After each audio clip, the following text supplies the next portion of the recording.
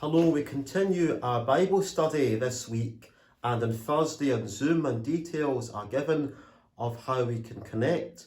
But this week we're looking at Isaiah chapter 6, and it is a wonderful passage. It talks about Isaiah's vision of the Lord, and we see how Isaiah sees the Lord, sees a seraphim that says, "Holy, holy, holy is the Lord of hosts. The whole earth is full of his glory."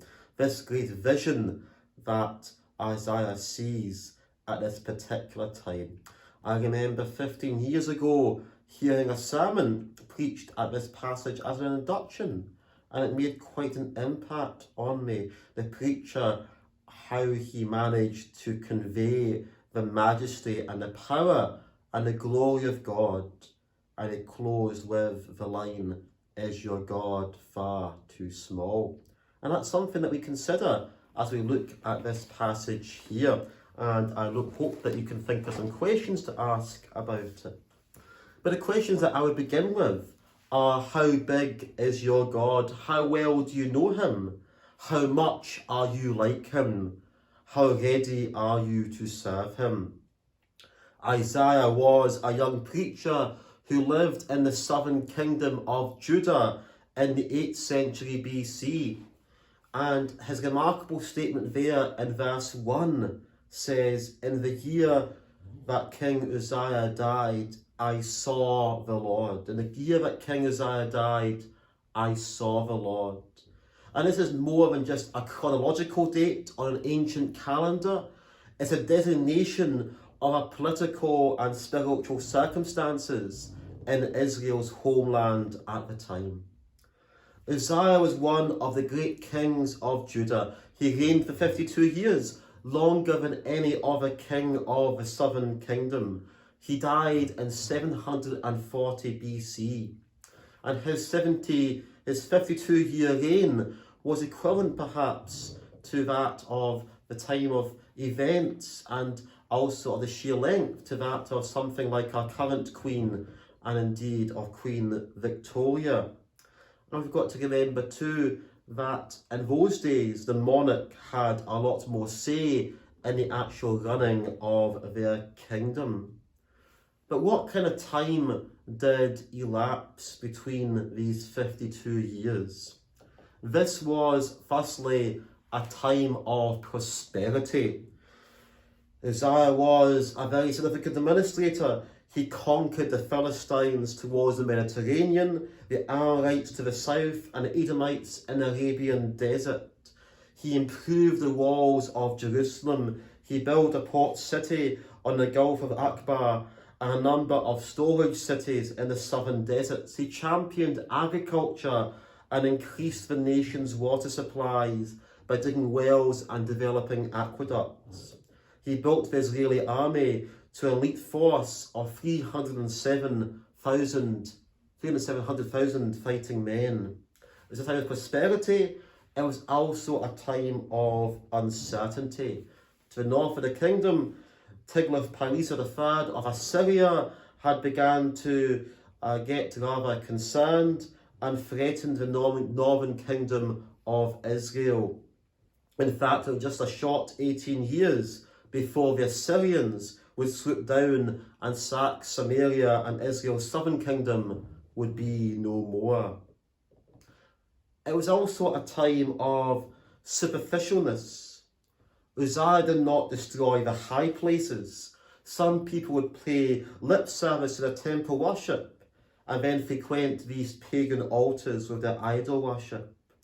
And all these aspects, prosperity, the uncertainty, the superficial worship of God, and the rebellion against God in that false worship, converged in that perfect storm in the year that King Uzziah died. In our context, it would be like saying in the year of the coronavirus, in the year of the outbreak of the First and Second World Wars, in the year of the Twin Towers, in the year of all these big things up here locally, in the year of a Dunblane massacre. And the news of this spread from house to house to house. The king was dead. What's going to become of us now? The people started to wonder. There was a tsunami of grief going through this southern kingdom. The flag flew at half-mast. The nation was literally on the brink of a nervous breakdown. And when Isaiah says, in the year that King Uzziah died, I saw the Lord, Isaiah's gaze was diverted from an empty throne. The king was no longer there, but he saw an occupied throne. His focus had been on an earthly king, but he failed to see the king. Earthly powers passed from hand to hand, from Henry I to Henry II, from Charles I to Charles II, from King Louis I to King Louis II, to Louis XIV. But there is no God who ages and becomes decrepit. And when the throne passes, but then passes the throne by death to God. That doesn't really happen. God one doesn't die, and then God too gets the throne. We have to remember that God is from everlasting to everlasting. God the first, God the last, the Alpha and the Omega. And God is the only eternal King. It's something for us to remember, because many people do place a lot of emphasis on our current monarch, and she has a lot of Christian qualities. But we have to remember the eternal King too. And this King that Isaiah saw was one who has a telescope which sees everything, his omniscience. He has one bridge with which he crosses everything, his omnipresence. He has one hammer in which he breaks everything. He is omnipotent. He is that one who is the Alpha, the Omega, the King of Kings and Lord of Lords. And like Isaiah, we Christians need to learn that large armies, that walled cities, even immunisations, even political diplomacy are not the fundamental forces on which the welfare of our nation rests. In a time of prosperity, of uncertainty, of being superficial, we need a fresh vision of our King, high and lifted up, seated upon his throne. Our nation, and many nations, have no deep sense of sin because they have no clear vision of God. Our greatest need is to see the enthroned Lord, that eternal King. And then we need to fall on our faces and repent. And what did Isaiah say? He says, "Woe is me, for I am ruined."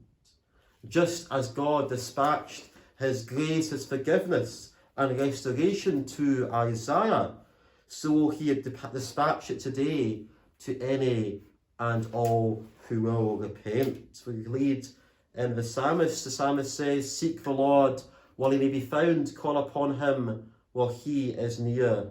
And we see that being outworked in the life of Isaiah. He could say at that particular point that he saw the Lord. I wonder if we see the Lord.